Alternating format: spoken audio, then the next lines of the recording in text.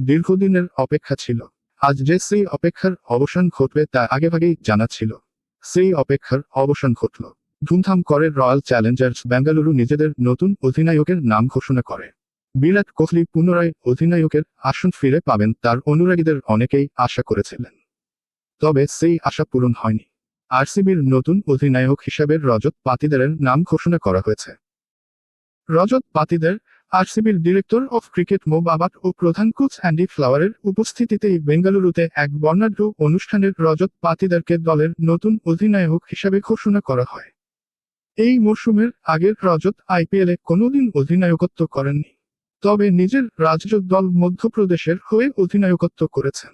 এ মরশুমেও Vijay Hazare trophy ও সৈয়দ মুস্তাক আলী ট্রফিতে তিনি দলকে নেতৃত্ব দিয়েছেন। এবার আরসিবির ব্যাটন উঠল তার হাতে। প্রাথমিকভাবে তাকে নিলামে কোনো দল না কিনলেও মাঝ মরশুমে ইনজুরি রিপ্লেসমেন্ট হিসেবে দলে সুযোগ পান। আরসিবির হয়ে এলিমিনেটরে ইডেনে ১১২ রানের ইনিংস তাকে জনপ্রিয়তার শিখরে পৌঁছে দেয়।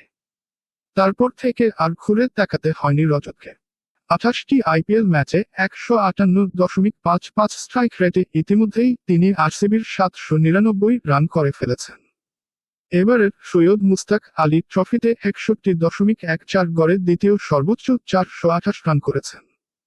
Strike rate ১৮৬.০৮। নিঃসন্দেহে তার থেকে এহেন আগুন ফর্মের এক দুরন্ত মরশুমের আশাতেই থাকবেন আরসিবির অনুরাগীরা। দলের নতুন অধিনায়ককে কিন্তু ইতিমধ্যেই শুভেচ্ছা বার্তা পাঠিয়েছেন বিরাট কোহলি। আরসিবির পোস্ট করা একটি ভিডিওতে কোহলিকে বলতে শোনা যায়, রজত, প্রথমত তোমায় অনেক অনেক অভিনন্দন, অনেক শুভেচ্ছা। তুমি এই ফ্র্যাঞ্চাইজিতে যেভাবে নিজের জায়গা করে নিয়েছো এবং যেভাবে